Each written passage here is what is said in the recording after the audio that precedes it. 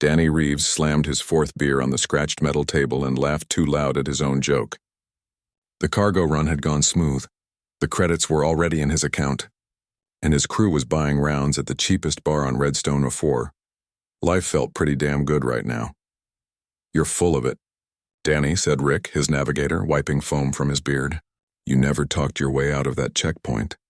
They let you through because the guard was half asleep." "Hey, I got skills," Danny shot back, grinning wide. "I can talk anyone into anything. It's a gift." "Oh yeah?" Lisa, his cargo specialist, leaned forward with a wicked smile. "Prove it." Danny spread his arms. "Name it." "I'll do it. See that alien who just walked in?" Lisa pointed toward the door. "Go propose to her. Right now." Danny turned to look. A Drakari female had entered the bar, and the usual noise dropped a few notches. The Drakari were not common on human frontier worlds. They usually kept to their own empire, proud and aggressive. This one moved slowly between tables, her copper-colored scales catching the dim lights. She was built different from what Danny had seen in the news feeds. Most Drakari looked sharp and angular, like walking weapons. This one had softer curves, rounded edges, and a face that seemed almost gentle for a species known for ripping apart enemy ships with their bare claws. "She's kinda chubby for a dragon lady," Rick whispered. "I thought they were all scary and thin." "That's probably why she's out here and not back home," Lisa said. "I heard the Drakari are real particular about looks. They probably kicked her out." Danny was not really listening. The beer was making him brave and stupid in equal measure. "You want me to propose? Fine. Watch this." He stood up, nearly knocked over his chair, and walked straight toward the Drakari female. His crew erupted in laughter behind him, but Danny did not care. He was going to win this bet, make them all look like idiots, and then she would probably say no, and he would go back to his table like a hero. The Drakari female was sitting alone now. Her tail curled around the base of her chair. She was reading something on a datapad, claws tapping gently on the screen. Danny cleared his throat. She looked up with golden eyes that seemed to see right through him. "Hey there," Danny said, using his most charming voice. "I'm Danny Reeves. I fly cargo ships and I'm pretty good at it." "Hello, Danny Reeves," she said. Her voice was deeper than human women, but smooth. "I am Cora." "Nice to meet you, Cora." Danny leaned on the table, trying to look casual. "So, this is going to sound crazy, but I've been watching you from over there and I just had this feeling, you know? Like maybe we're meant to be together." Cora tilted her head slightly. "You have been watching me for less than 2 minutes. Yeah, but sometimes you just know, right?" Danny was making it up as he went now. "So here's the thing. I think we should get married. Like right now tonight, what do you say?" His crew was howling with laughter across the bar. Danny kept his eyes on Cora, waiting for her to laugh too, or tell him to get lost, or maybe spray him with that fire breath thing the Drakari could do. Instead, Cora closed her datapad and stood up. She was tall, maybe 6.5 feet in her current form. She looked down at Danny with those unsettling golden eyes. "I accept," she said. Danny blinked. "What?" "I accept your proposal of marriage. We should formalize the contract immediately." "Wait, hold on." Danny's grin faltered. "I was just, joking around. You offered a marriage proposal." "I accepted. Under Galactic Coalition law, a verbal contract witnessed by multiple parties is legally binding." Cora gestured around the bar. "There are at least 40 witnesses here. But I didn't mean, did you offer or not?" "Well, yeah, but then we are engaged. Come, we will register the marriage tonight." Cora walked past him toward the door, her tail swishing behind her. Danny stood frozen for a moment, then spun around to look at his crew. Rick and Lisa were no longer laughing. They looked confused and a little worried. "Dude, what just happened?" Rick called out. Danny had no idea. He turned back toward the door where Cora was waiting, her arms crossed. She looked patient but firm. "Are you coming, husband?" she asked. "This is insane," Danny muttered, but his feet were already moving. He followed her out into the dusty street, his mind racing. She had to be joking, right? This was some kind of revenge prank for his stupid proposal. They would walk around the block and she would laugh at him and that would be it. Except Cora led him straight to a Galactic Coalition legal office that was somehow still open at this hour. She walked up to the automated terminal and started filling out forms with her claws moving faster than Danny could track. "Okay, seriously, we can just forget this whole thing," Danny tried. "I was being an idiot. My friends dared me. It was not real." "But you did offer," Cora said without looking up from the screen. And I did accept. Now we will make it official. Why? Why would you accept? Cora paused and glanced at him. For just a moment, something flickered in her eyes. Something that might have been sadness or maybe calculation. Then it was gone. You offered, she said simply. I needed a husband. The timing was convenient. Before Danny could argue more, she pressed her claw to the screen. A green light flashed. The terminal beeped cheerfully and printed out 2 data chips. Congratulations, the automated voice said. Your marriage is now registered under human, Drakari, and Galactic Coalition law. Please take your identification chips. Cora picked up both chips and handed one to Danny. We are married now. I will move my belongings to your ship tomorrow. She walked out of the office, leaving Danny standing there with a marriage chip in his hand, and absolutely no idea what had just happened to his life. When he stumbled back to the bar an hour later, his crew took one look at his face and knew it was real. Holy hell, Lisa whispered. You actually married her. Danny collapsed into his chair and put his head in his hands. I married her. Rick started laughing again, but it sounded nervous now. Well, at least you won the bet. Danny did not feel like he won anything at all. 3 days of paperwork and lawyer meetings had taught Danny one important lesson. He was an idiot. A complete, total certified idiot. Let me get this straight, Danny said, rubbing his temples. I cannot get divorced for a full year? The lawyer, a tired-looking human woman named Patricia, nodded. That is correct. Drakari marriage contracts have a minimum binding period of 1 galactic standard year. After that, either party may file for dissolution. Before that, it is impossible. But I was drunk. Intoxication is not recognized as grounds for contract voidance under Drakari law. They consider it a sign of honest emotion. Patricia flipped through her datapad. Also, you signed and thumbprinted 17 different documents that night. I did? You did, including one that waives your right to claim impairment. Danny wanted to punch something, preferably himself 3 days ago. What about human law? Can I get out of it that way? No, because you registered under Galactic Coalition framework. All 3 legal systems must agree to dissolution. The Drakari system will not allow it for 1 year. Therefore, neither will the others. Danny slumped in his chair. So I'm stuck. You are married, yes. Patricia closed her pad. My advice? Make the best of it. 1 year is not that long. It felt like forever to Danny. When he got back to his ship, Cora was already there. She had moved in the day after the wedding, carrying 1 single bag of belongings. Danny had been avoiding the ship since then, sleeping at Rick's place and making excuses. But he could not avoid his own ship forever. He needed to work. He needed to fly. Cora was in the common area doing something to the wall panel. She had taken off the cover and her claws were deep in the wiring. Danny stopped in the doorway. What are you doing? He asked, more sharply than he intended. The environmental controls were not functioning correctly, Cora said without turning around. The temperature regulator had a damaged circuit. I replaced it. You can do that? Yes. Danny walked closer and looked at the exposed wiring. It looked professional, clean. He had been meaning to fix that temperature problem for months, but kept putting it off because it meant calling an expensive repair tech. Where did you learn to fix ships? Danny asked. I studied many things, Cora said. She closed the panel and turned to face him. I will try not to disturb you. I know this arrangement is not what you wanted. Look, about that, Danny started, then stopped. He did not know what to say. Sorry, that seemed weak. I hate this? That seemed cruel. It's fine, whatever, just stay out of my way. Cora's expression did not change. As you wish. She walked past him toward the small cabin that used to be his storage room. She had cleaned it out and somehow made it livable. Danny felt a weird twist of guilt in his stomach but pushed it down. This was not his fault. She was the one who accepted his stupid joke proposal. Over the next 2 weeks, Danny tried to pretend Cora was not there. He would wake up, grab food, and head straight to the cockpit. He took every small cargo job he could find, even the boring ones, just to have an excuse to be busy. But it was hard to ignore someone who lived on a small ship with you, especially when that someone kept fixing things. First, it was the environmental controls, then the secondary thruster that had been making a weird noise, then the communication array that Danny had been meaning to replace. One morning, Danny woke up to find his entire navigation system had been upgraded with new software that ran twice as fast as before. Did you do this? Danny asked, standing in the cockpit doorway in his sleep clothes. Cora looked up from the pilot's chair. The navigation system was inefficient. I improved it. How? I wrote better code. Danny stared at her. You can write code?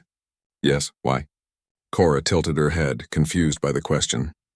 Because it needed to be done. Danny wanted to argue but had no idea what to say. He grabbed a ration bar from the storage compartment and ate it in silence. It tasted like cardboard as always. He was so used to ration bars that he barely noticed anymore. That afternoon, when Danny came back from a supply pickup, the entire ship smelled different. It smelled like actual food. Real, cooked, spiced food that made his mouth water. Cora was in the tiny kitchen area working at the heating unit. She had somehow turned their basic ship cooker into something that produced an actual meal. There was meat, vegetables, some kind of grain Danny did not recognize, and a sauce that looked incredible. What is that? Danny asked. Food, Cora said. I assumed you would be hungry. I eat ration bars. I know. I have seen you eat them for 14 days now. They are terrible. Danny almost smiled but caught himself. Yeah, well, they're cheap and easy. This is also cheap. I bought ingredients at the station market. It costs less than your ration bars and has actual nutrition. Cora plated the food and set it on the small table. Eat, it was not a request. It was an order. Danny, annoyed at being ordered around on his own ship, sat down anyway. He was hungry and the food smelled too good to refuse. The first bite was incredible. The second was even better. Danny ate the entire plate without saying a word, then looked up to see Cora watching him with an unreadable expression. It's good, Danny admitted grudgingly. Thank you. Why did you accept? The question burst out of Danny before he could stop it. My proposal. Why did you say yes? Cora sat down across from him, her tail curling around her chair. You offered. I needed a husband. It was simple, but why did you need a husband? And why me? I'm nobody. I'm just a cargo pilot who makes bad decisions when he's drunk. You are not nobody, Cora said. You are a registered ship captain with citizenship in 3 systems. That makes you very useful. Useful for what? Cora was quiet for a long moment. Then she said, I needed legal protection. A marriage contract provides that protection under galactic law. Protection from what? That is not your concern. Danny leaned back, frustrated. If we're married, it kind of is my concern. We are married in legal terms only. You made that clear. I should stay out of your way, you said. So I will. Cora stood up. Thank you for allowing me to stay on your ship. I will continue to maintain it as payment for my presence. She walked away before Danny could respond. He sat alone at the table, staring at the empty plate, feeling like a complete jerk. That night, Danny lay in his bunk and stared at the ceiling. He could hear Cora moving around in her cabin, quiet and careful. She was trying not to disturb him. She had fixed his ship, cooked him real food, and asked for nothing in return. And he had treated her like garbage. Danny closed his eyes and tried to sleep, but guilt kept him awake for hours. The next morning he found Cora in the cockpit, reading something on a data pad. She looked up when he entered. Good morning, she said politely. Morning, Danny replied. He hesitated, then said, Look, I've been kind of a jerk. Cora did not disagree. This whole thing caught me off guard. I didn't expect to actually get married. I was being stupid. Yes, Cora agreed. You were. Danny almost laughed. Okay, fair. But you're here now and we're stuck together for a year. So maybe we should try to make it less terrible. Cora considered this. What do you suggest? I don't know. Maybe we could actually talk? Like get to know each other? Why? Because we're married? In legal terms only, Cora reminded him, using his own words. Danny winced. Right, but still, it might make things easier. Cora closed her data pad. Very well. What would you like to know? Danny sat down in the co-pilot chair. Where did you learn to fix ships and write code and cook food that actually tastes good? For the first time since they met, Cora smiled. It was small, but it was real. That, she said, is a long story. The job posting was too good to be true, which meant it was probably dangerous. Danny read it 3 times before deciding he did not care. The pay was double his usual rate for a simple cargo transport to the frontier belt. All he had to do was deliver medical supplies to a mining colony called Hartwell Station. Easy money. This zone is marked contested, Cora said, looking over his shoulder at the job details. There have been 17 pirate raids there in the last month. That's why it pays so much, Danny said, already accepting the contract. Besides, I need the credits. Lawyer fees are expensive, Cora frowned. You are still trying to end our marriage. Well, yeah. Danny did not look at her. No offense, but this wasn't exactly my choice. I see. Cora's voice went flat. When do we leave? We? No, I'm going alone on this one. That is foolish. The danger is significant. I've been flying alone for years before you showed up. I'll be fine. Danny stood up and started running the pre-flight checklist. You can stay here on Redstone. Maybe visit the market or something. Cora stared at him for a long moment, then walked away without another word. Danny felt that familiar twist of guilt, but ignored it. She would be safer here anyway. This job was risky, and he did not need to worry about a passenger. 2 hours later, Danny was loading cargo containers when he heard footsteps on the boarding ramp. Cora walked up carrying her single bag. What are you doing? Danny asked. Coming with you. I said no. You are my husband. Where you go, I go. Cora moved past him into the ship. Also, your shield generator has a fault in the secondary coupling. If you encounter hostile fire, it will fail within 30 seconds. I can repair it during flight. Danny wanted to argue, but he had noticed the shield problem last week and had not fixed it yet. Fine, but stay in the back and don't touch anything unless I tell you to. Cora did not respond. She just walked toward the engineering bay. The flight to the frontier belt took 6 hours. Danny spent most of it alone in the cockpit, watching the stars slide past. Cora stayed in the back, working on the shields. He could hear her moving around, the soft clink of tools against metal. It was almost nice having someone else on the ship. Almost. They were 4 hours into the journey when the proximity alarm started screaming. Danny swore and checked the scanners. 3 ships had just dropped out of faster-than-light travel directly behind them. Small, fast, and heavily armed. Pirates. Cora, Danny shouted, his hands already moving across the controls. Get to a crash seat and strap in. She appeared in the cockpit doorway. How many? 3. Hold on, this is going to get rough.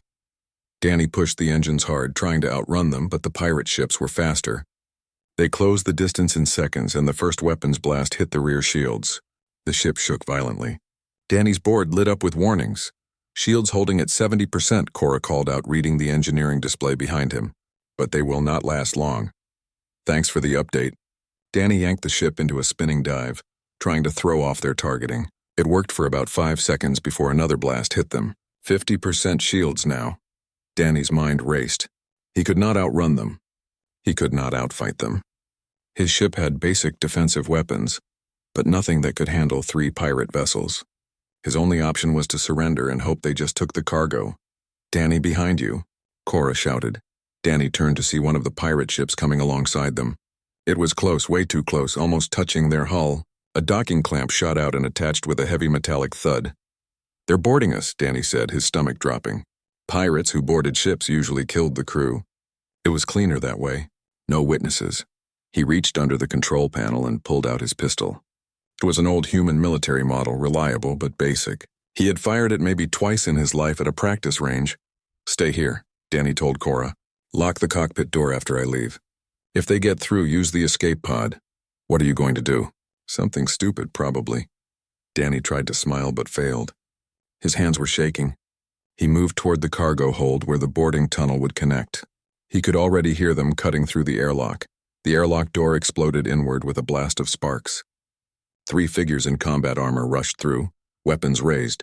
Danny fired twice, missed both times, and then something hit him hard in the chest. He flew backward and slammed into the wall. His pistol clattered away. Pain exploded through his ribs. One of the pirates walked up and pointed a weapon at Danny's head. Through the helmet visor, Danny could see a scarred human face grinning. Nothing personal, friend, the pirate said. Just business. Danny closed his eyes. This was it. This was how he died, because he took a stupid job to pay for divorce lawyers to end a marriage he never wanted. Then he heard a sound that made no sense. A deep rumbling growl that vibrated through the entire ship. The pirate looked up. What the? Cora came around the corner, but she was not Cora anymore. She was huge, at least 12 feet tall, standing on powerful legs with a tail that lashed behind her. Her copper scales gleamed in the ship's lights, and her golden eyes burned with something that looked like rage. Her mouth opened, showing rows of sharp teeth, and heat shimmered in the air around her. Oh, hell, the pirate whispered.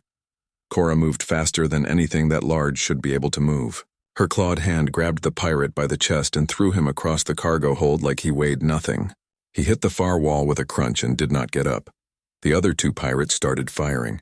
Their weapons hit Cora's scales and bounced off, leaving black scorch marks but no real damage. She roared, a sound that made Danny's bones vibrate, and breathed out a stream of superheated plasma. It was not fire exactly, more like concentrated heat that melted the air itself. One pirate tried to run. Cora's tail whipped around and caught him in the legs. He went down hard. The third pirate dropped his weapon and raised his hands in surrender. Cora picked him up by the neck with one hand and carried him to the airlock. She threw him back into the boarding tunnel and ripped the docking clamp off with her bare claws. The pirate ships, seeing what had happened to their boarding party, broke off and jumped away into faster-than-light travel. They wanted nothing to do with an angry Drakari. The cargo hold went quiet except for the sound of damaged systems sparking. Cora stood in the center of the room, breathing hard, her massive form filling the space. Then she started shrinking. Her scales retracted, her body compressed, and within 30 seconds she was back to her normal size. She walked over to Danny, who was still sitting against the wall, staring at her with his mouth open. "Are you injured?" Cora asked calmly, like she had not just turned into a giant dragon and torn through armed pirates. Danny could not speak. He just pointed at his chest where the impact had hit him. Cora knelt down and carefully examined the area. Her claws were surprisingly gentle. Bruised ribs, possibly cracked. Nothing critical. She helped him stand. "You should rest. You..." Danny finally found his voice. "You're..." "Drakari, yes. Did you forget? I thought you were like the soft kind. The non-scary kind." Cora raised an eyebrow. "I am soft by Drakari standards. Our warriors are much larger and more dangerous than me. I am considered small and weak among my people. You just threw a guy in combat armor across the room like he was made of paper." "Yes, because I am Drakari." Cora picked up Danny's pistol and handed it back to him. "Even the weakest of us is stronger than most species." Danny took the pistol with numb fingers. His hands were still shaking, but for a different reason now. "Why didn't you tell me you could do that?" "You never asked. You also told me to stay out of your way." Cora walked toward the damaged airlock. "I will repair this while you rest. We should continue to Hartwell Station and complete the delivery." She started working on the airlock door, her claws manipulating the damaged metal. Danny watched her, his mind trying to process what had just happened. She had saved his life. She could have stayed hidden, let the pirates kill him, and then escaped on her own. Instead, she had transformed into something terrifying and beautiful and protected him. "Cora," Danny called out. She looked back at him. "Thank you." Cora studied him for a moment, then nodded. "You are my husband. I protect what is mine." She went back to work, leaving Danny standing there with a new understanding of exactly who he had married. Danny could not stop thinking about what happened in the cargo hold. Every time he closed his eyes, he saw Cora transforming, her body growing and changing into something magnificent and terrifying. She had saved his life without hesitation, and he had spent weeks treating her like an unwanted burden. They completed the delivery to Hartwell Station without problems. The colony administrator paid them in full and even added a bonus when Danny mentioned the pirate attack. Good news traveled fast in the frontier belt. Word got around that a Drakari was protecting one of the cargo ships, and suddenly Danny's inbox filled with job offers. Everyone wanted to hire the pilot with the dragon bodyguard, but Danny turned most of them down.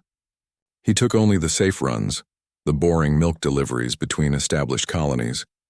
He told himself it was because the ship needed repairs, but really, he just wanted time to think. Cora never mentioned the fight. She went back to her quiet routine of fixing things, cooking meals, and staying out of his way. But something had changed between them. Danny started noticing small things about her. The way she hummed softly when she worked. How she always made sure there was hot coffee ready when he woke up. The fact that she read human books on her datapad late at night, her golden eyes reflecting the screen's glow. One evening, 3 weeks after the pirate attack, Danny found Cora in the common area reading. He sat down across from her, 2 cups of the tea she liked in his hands. He slid one across the table. "Peace offering," he said. Cora looked at the cup, then at him. "For what?" "For being a terrible husband. For treating you badly. for almost getting us killed because I was too cheap to hire proper security. Danny ran his hand through his hair. Take your pick. Cora took the tea and sipped it. You were not terrible. You were honest. You did not want this marriage. I appreciate that you did not pretend otherwise. That doesn't make it right. Danny leaned forward. I've been thinking a lot lately. About what you said. About needing legal protection. What are you running from, Cora? That is complicated. I've got time. Cora was quiet for a long moment, her claws tapping against the cup. Then she set it down and looked directly at him. I was a military strategist for the Drakari Empire, she said. One of the best in my generation. I planned fleet movements, battle formations, resource distribution. I won 17 major campaigns without ever setting foot on a battlefield. Danny blinked. You were in the military? For 20 years. I rose quickly through the ranks because I was good at seeing patterns others missed. Drakari culture values strength and combat ability, but they also recognize the value of intelligence. I was useful, so I was tolerated despite my appearance. What's wrong with your appearance? Cora gestured at herself. I am soft. Rounded. I lack the sharp edges and aggressive features that Drakari find attractive. I am considered ugly by my people's standards.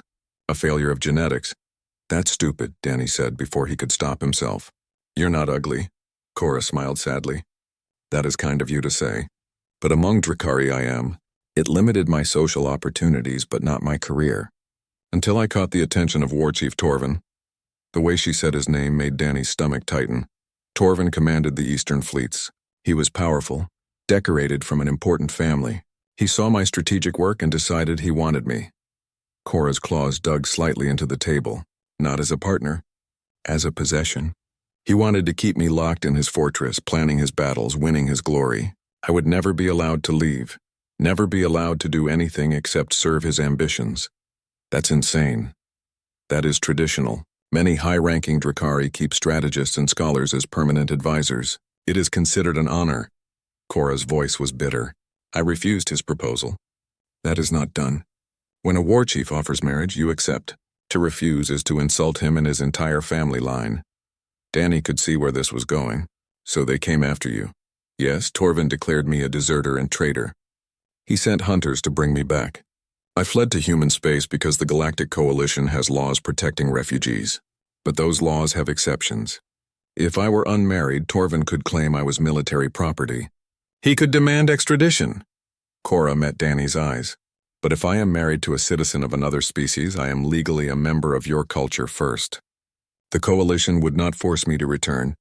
So when I proposed, it was perfect timing. A drunk human offering a marriage contract with no strings attached, no expectations, no demands. Just legal protection. Cora's expression softened. I am sorry I trapped you. But I was desperate. Danny sat back, his mind spinning. Why didn't you just tell me this from the start? Would you have believed me? A strange alien claiming to be a wanted fugitive. Cora shook her head. I thought it better to stay quiet.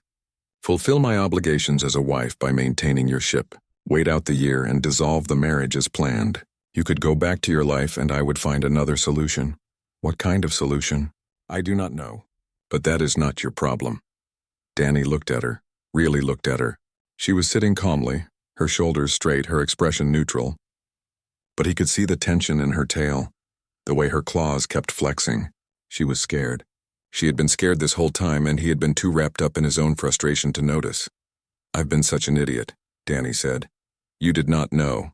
I should have asked. I should have cared. Danny reached across the table and after hesitating, put his hand over hers. Her scales were warm and smooth. I'm asking now. What do you need? Cora stared at their hands. I need to stay married for 1 year. After that, the legal protection becomes permanent even after divorce. Torvin will have no claim on me. Okay, then we stay married for a year. You were paying lawyers to end it early. Yeah, well, I'm an idiot, remember? We've established that. Danny squeezed her hand gently. I'm done trying to run away from this. You saved my life, Cora. The least I can do is help you save yours. For the first time since he met her, Cora looked genuinely surprised. You would do that? Yeah, I would. Danny realized he meant it. Besides, you make way better food than ration bars. I'd be stupid to lose you, Cora laughed. It was a quiet sound, but real. That is true. Your diet was terrible. Over the next few weeks, things changed on the ship. Danny stopped avoiding Cora and started actually talking to her.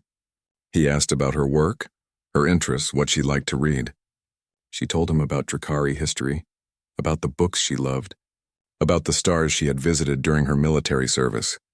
In return, Danny told her about growing up on a colony world, about learning to fly from his father, about the first time he bought his own ship with money he had saved for years. He told her about his dreams of exploring new systems, finding adventure, being someone important. "You are important," Cora said one night as they sat in the cockpit, watching the stars drift past. "You help people. You deliver supplies they need to survive. That is important work. It's just cargo hauling. It is connection. You connect worlds, communities, people. Without pilots like you, colonies would starve. Medicines would not arrive.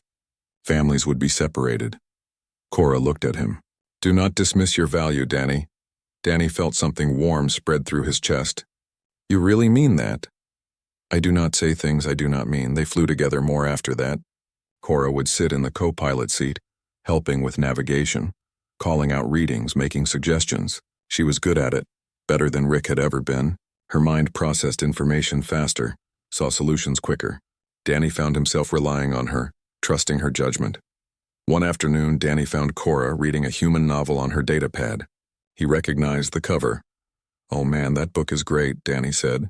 "Have you gotten to the part where the detective figures out the mayor is lying?" "Not yet." "Please do not spoil it." Cora smiled. "I enjoy these human stories. Your species writes interesting fiction. What do you like about them?" "The protagonists are often clever weaklings who win against impossible odds. Humans who defeat aliens with superior technology. Soldiers who outsmart generals, children who save worlds."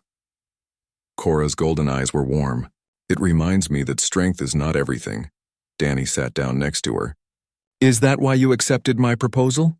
"Because you thought humans were clever weaklings. I accepted because I was desperate and you were offering. But yes, I have always found humans interesting. You are soft and weak by galactic standards, yet you thrive. You adapt. You survive." She glanced at him. "You are tougher than you look." "That's the nicest way anyone's ever called me weak."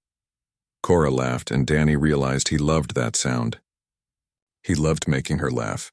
He loved talking with her, working with her, just being near her. Somewhere between the pirate attack and now, his feelings had changed. She was not an unwanted obligation anymore. She was Cora, his friend, his partner, and maybe, just maybe, something more. But he kept that thought to himself. She had married him for protection, not romance. The last thing she needed was him complicating things with feelings she did not share. The message came through on a priority channel, cutting through every other system on the ship. Danny was in the middle of docking procedures at Redstone R4 when his entire control panel lit up red. A face appeared on the screen. Drakari male with silver scales that looked like knives and eyes that burned with cold intelligence. "Attention, human vessel. This is War Chief Torvin of the Drakari Eastern Fleet. You are harboring a fugitive and deserter. Surrender her immediately or be destroyed." The transmission cut off. Danny's hands froze on the controls. Cora appeared in the cockpit doorway. Her face had gone pale under her copper scales. "He found me. How?" Danny finished the docking sequence on autopilot, his mind racing. "How did he track you here?" "I do not know. I was careful." Cora moved to the sensor display and started scanning. There, 3 Drakari warships. Small fleet by their standards, but each ship could destroy this entire station. Danny looked at the sensor readings. The ships were massive, bristling with weapons, positioned in a blockade formation around Redstone R4. They were not attacking yet, but the threat was clear. "We need to run," Danny said, already plotting escape vectors in his head. "There is nowhere to run. Torvin will chase us across the galaxy." Cora's voice was steady, but Danny could see her hands shaking. "I am sorry, Danny. I brought this to you." "Hey, no. We're in this together." Danny grabbed her shoulder. "Let me think." Another transmission came through. This time it was the Redstone R4 station administrator looking panicked. "Captain Reeves, what the hell is going on? These Drakari are demanding we hand over someone on your ship, and they're threatening to attack the station if we don't comply. We have 3,000 people here." "Tell them to hold on," Danny said. "I'll handle it." "Handle it how?" "They have warships." "Just give me 10 minutes." Danny cut the transmission and turned to Cora. Does Torvin know about our marriage? He must. It is public record. Then he knows he can't just take you. You're legally protected. Danny was thinking fast now, the way he did when he was in trouble. He's trying to intimidate us into breaking the contract ourselves. It will work. I will not let him destroy this station because of me. Cora moved toward the airlock.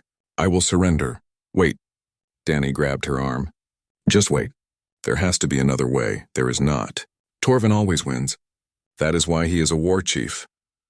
Danny looked at her, saw the resignation in her eyes, and felt anger flood through him. Anger at Torvin for hunting her. Anger at the Drakari Empire for treating her like property.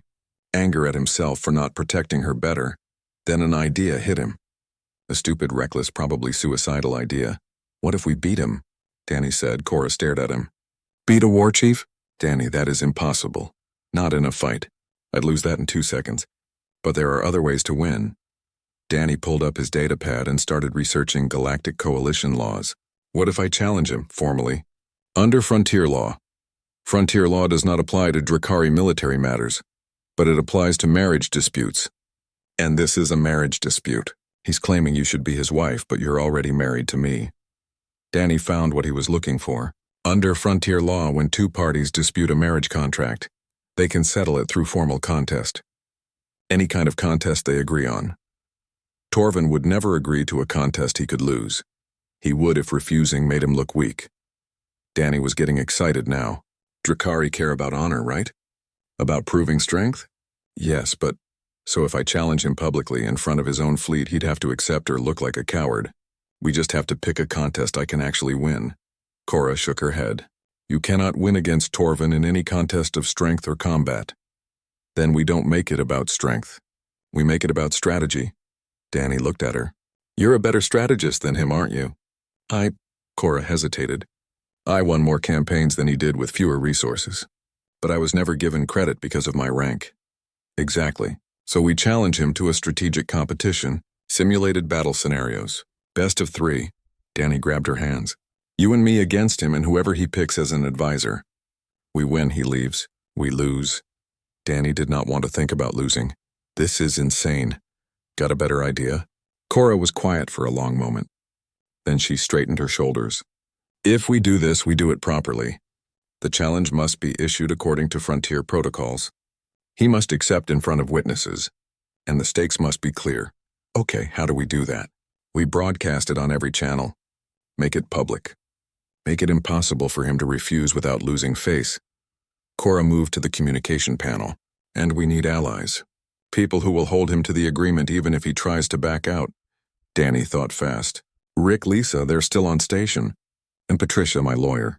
She knows all the legal angles. Get them. Now. For the next hour, they worked together. Danny contacted everyone he knew on Redstone or 4, calling in every favor, every friendship, every connection he had. Rick and Lisa arrived first, confused but ready to help. Patricia came next, already pulling up legal documents. Soon the ship's common area was full of people, all focused on one goal, making sure this challenge was legally binding and impossible to ignore.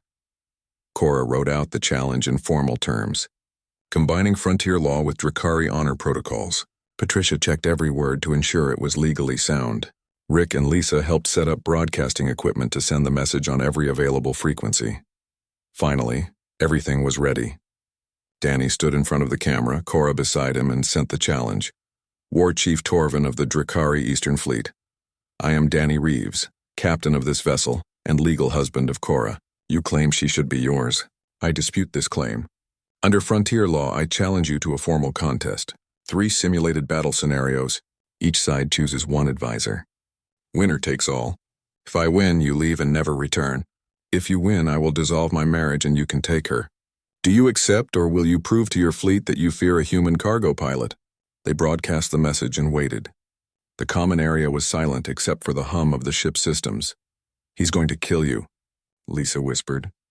Probably, Danny agreed. This is very brave and very stupid, Rick added. That's my specialty. Cora said nothing, but she moved closer to Danny, her shoulder touching his. That simple contact gave him more courage than anything else. The response came 5 minutes later. Torvin's face filled the screen again, and this time he was smiling. It was not a nice smile. Human, you have courage, I will admit. Very well, I accept your challenge. 3 scenarios. 3 battles. I choose the first, you choose the second. Neutral observers choose the third. We compete tomorrow at noon station time. When I win, I will take what is mine. The transmission ended. Rick let out a long breath. Well, that went better than expected? Better? Lisa stared at him. He's going to crush us. Not if we're smart about it. Danny turned to Cora. Can we win? Cora met his eyes. For the first time since Torvin arrived, she smiled. Yes, we can win. Then let's get to work. They spent all night preparing.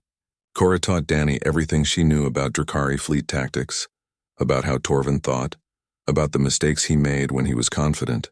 Danny shared everything he knew about human strategic thinking, about improvisation and adaptation, about using weakness as strength. By morning, they were exhausted but ready. Danny looked at Cora across the table covered in strategic maps and simulation data. Whatever happens, he said, I'm glad you're my partner in this. Cora reached across and took his hand. Whatever happens, I am proud to call you my husband. The real kind, not just the legal kind. Danny's heart jumped. Really? Really.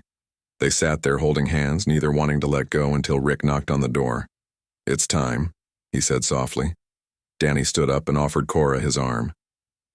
Ready to beat a war chief? Cora took his arm, her golden eyes blazing. Let us show him what humans and failed Drakari can do together. They walked toward the station's main arena where the contest would take place, and Danny had never been more terrified or more certain that he was exactly where he needed to be. The arena was packed. Every screen on Redstone I-4 was broadcasting the contest, and ships from 3 neighboring systems had arrived just to watch. Word had spread fast. A human cargo pilot was challenging a Drakari war chief for the right to stay married to his wife. It was the kind of story people would talk about for years. Danny sat at one control station, Cora standing behind him with her hand on his shoulder. Across the arena, Torvin sat at his own station, a tall male Drakari advisor beside him. Torvin looked confident, relaxed. He had every reason to be. He had won hundreds of real battles. This was just a game to him. The neutral judge, a Galactic Coalition official, read the rules. 3 scenarios. Each side would command virtual fleets in simulated combat. Victory conditions varied by scenario. First side to win 2 scenarios won the contest. First scenario, chosen by War Chief Torvin, the judge announced. Frontal assault on a fortified position. Attacker must breach defenses within 20 minutes or lose. Danny looked at the scenario details loading on his screen. It was brutal. Torvin would defend, Danny would attack. The defensive position had every advantage. This was Torvin's specialty, the kind of battle he had won dozens of times in real life. This is bad, Danny whispered. How do we beat this? Cora leaned down, her voice calm in his ear. We do not beat it the way he expects. Look at the left flank. The defenses are weaker there because he assumes no one would attack through that asteroid field. Because it's suicide. The asteroids would tear my ships apart.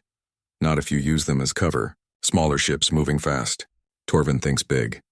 He uses overwhelming force. Show him that small and clever can win.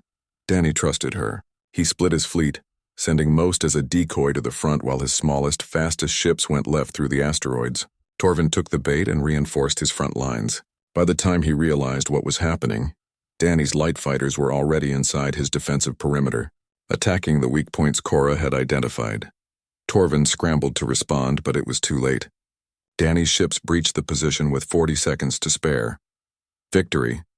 Danny Reeves won. War Chief Torvin 0. The crowd erupted. Torvin's face on the screen showed shock, then anger. He had not expected to lose the first round. Second scenario chosen by Captain Reeves, the judge announced. Danny had picked this one carefully with Cora's help. Resource management and guerrilla warfare. Both sides start with limited fleets. Must capture supply depots to build more ships. First to eliminate the enemy completely wins. This was not a traditional Drakari battle. It required patience, planning, and adaptation. Torvin hated it immediately. Danny could see it in the way his claws tapped against his console. He will try to rush us, Cora whispered. He wants a quick victory to recover his pride. Let him overextend. We will take the supply depots he ignores. The scenario began. True to Cora's prediction, Torvin sent most of his fleet directly at Danny's starting position. But Danny had already moved, using his ships to capture 2 supply depots while avoiding direct confrontation. By the time Torvin realized what was happening, Danny had twice as many ships. Now we attack, Cora said. Hit his supply lines. Make him choose between defending and expanding. Danny followed her strategy perfectly. Every move she suggested worked. Torvin was a brilliant commander in traditional battles, but this was not traditional. This required thinking 3 steps ahead, sacrificing short-term gains for long-term victory. Danny and Cora worked like they shared one mind, their coordination flawless. 30 minutes later, Torvin's last ship was destroyed. Victory. Danny Reeves, 2. War Chief Torvin, 0. The contest was over. They had won. The arena went silent for a moment, then exploded with cheers. Humans were celebrating. Other aliens were shocked. And the Drakari and Torvin's fleet looked like they could not believe what they had just witnessed. Danny stood up on shaking legs. Cora pulled him into a hug, her arms strong around him. "We did it," Danny said, not quite believing it. "You did it," Cora replied. "You trusted me. You executed perfectly. That was all you." Across the arena, Torvin stood slowly. His face was a mask of controlled rage, but he was bound by honor. He walked over to Danny and Cora, his advisor following. "You fight well, human," Torvin said through clenched teeth. "Better than I expected." "I had a good teacher." Danny squeezed Cora's hand. Torvin looked at Cora for a long moment. "You were always too clever for your own good. I wanted that cleverness for myself. But I see now that you need someone who values it differently than I do." He turned back to Danny. "That weakling deserves you." It was meant as an insult, but Danny just smiled. "Thanks, I'll take that as a compliment." Torvin left the arena without another word, his fleet departing the system within the hour. The threat was over. Cora was safe. The celebration afterward lasted hours. Rick and Lisa bought rounds at the bar. Patricia tore up her legal bills with a grin. Strangers came up to shake Danny's hand and compliment his strategy. He was a hero, at least for today. But Danny barely noticed. He kept looking at Cora, who stayed close to him the whole time, smiling in a way he had never seen before. She looked happy. Really, genuinely happy. Later that night, back on the ship, Danny found Cora in the common area. She was looking at something on her data pad, her expression thoughtful. "Hey," Danny said. "Big day." "Yes, thank you, Danny, for everything. We won together. I couldn't have done it without you." Danny sat down across from her. "Actually, I need to tell you something." Cora looked up. "What is it?" Danny pulled out his own data pad and showed her the document he had prepared. "It's been 1 galactic standard year. As of today, our marriage contract's minimum term is complete. This is a legal dissolution document. If you sign it, you're free. You'll still have permanent legal protection from Torvin, but you won't be tied to me anymore." Cora stared at the document. "You want to end our marriage?" "No, that's not what I'm saying." Danny's heart was pounding. "I'm saying you have a choice now. You married me because you were desperate and needed protection. That's not a real marriage. So if you want to leave, you can. No hard feelings. But if you want to stay," Danny took a deep breath. "If you want to stay, I would really like that. Not because of a contract, not because of legal protection, but because this year with you has been the best year of my life. You make me want to be better, smarter, braver. You make everything better just by being here. I love you, Cora. Not the dragon warrior, not the genius strategist, just you." Cora was quiet for so long that Danny started to panic. Then she picked up the dissolution document and very deliberately tore it in half. "You were an idiot when you proposed," Cora said, her golden eyes shining. "Drunk and careless and completely thoughtless. Yeah, I know. But you grew. You learned. You became someone I could trust, someone I could rely on, someone I could love." Cora reached across and took his hands. "You are still an idiot sometimes, but you are my idiot. And I choose to stay, not because of legal protection, not because I have nowhere else to go, but because you are my home now, Danny Reeves." Danny felt tears burning in his eyes. "Really?" "Really?" He stood up and pulled her into a kiss. It was gentle and awkward at first, neither of them quite sure how to navigate the difference in their species. But then Cora's arms wrapped around him and everything clicked into place. It was perfect. When they finally pulled apart, both of them were smiling like idiots. So, Danny said, want to renew our vows? Do it properly this time. Maybe sober. Yes, but not tonight. Tonight I just want to be here with you. I can do that. They spent the rest of the night talking and laughing, making plans for the future. Where they would go, what jobs they would take, how they would build a life together. It was not going to be easy. Humans and Drakari were very different and there would be challenges. But they would face those challenges together. 3 months later, Danny and Cora stood in a small ceremony hall on Redstone 4, surrounded by friends. Rick was Danny's best man. Lisa stood beside Cora. Patricia officiated. They exchanged vows they had written themselves, promising to love and support each other, to be partners in every sense of the word. When they kissed, the room erupted in cheers. Afterward, at the reception, Rick raised a glass. To Danny, who won a dragon's heart by being the world's biggest idiot. And to Cora, Lisa added, who had the patience to let him grow up. Everyone drank to that. Danny looked at his wife, his real wife, and felt happier than he ever thought possible. Best dare I ever took, he said. Cora laughed, that beautiful sound that still made his heart skip. Best dare I ever accepted. They took their first job as a properly married couple the next week. A cargo run to the outer colonies, nothing fancy. But as they sat together in the cockpit, Cora in the co-pilot's seat where she belonged, Danny realized he did not need fancy. He just needed this, flying through the stars with his partner beside him, building a life together, one cargo run at a time. Word spread about the human and the Drakari who beat a war chief through strategy and partnership. They became something of a legend in the frontier. Other couples, mixed-species marriages that faced discrimination and doubt, would point to them as proof that love could cross any divide. Danny and Cora did not think of themselves as legends. They were just two people who had found each other in the strangest way possible and decided to make it work. And it did work.